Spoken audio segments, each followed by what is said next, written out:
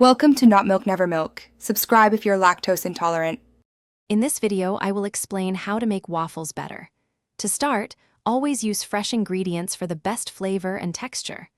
Remember not to overmix your batter. A few lumps are perfectly fine. Ensure your waffle iron is thoroughly preheated before adding any batter.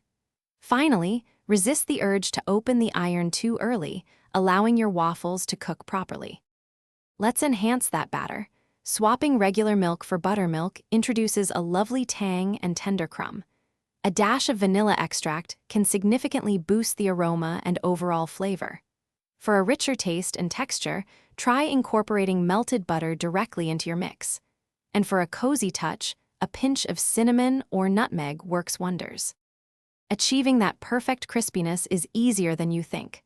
Separate your eggs, whipping the whites to soft peaks before gently folding them into the batter. This adds airiness. For an extra crispy exterior, consider using oil or clarified butter in your recipe. Also, be mindful not to overcrowd your waffle iron. Give each waffle space to cook evenly.